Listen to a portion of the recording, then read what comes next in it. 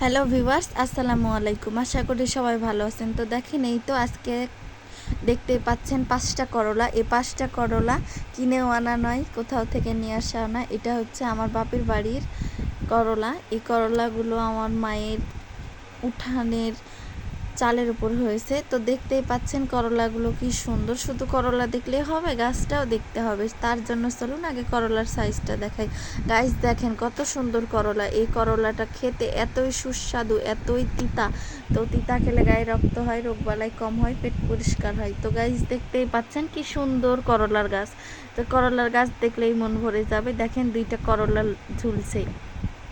শুধু করলা দেখলে হবে, গাছটাও দেখতে হবে। চলুন গাছটা দেখি। দেখতে পাচ্ছেন গাছগুলোর পাতা কি সুন্দর। আর এই তো উপরে হচ্ছে করলার বান, দেখতেই পাচ্ছেন। এর মধ্যে আবার আঙ্গুরের গাছও আছে। হঠাৎ করে উঠে আসা এই করলার গাছ। তো গাইস আজকের মতো এখানে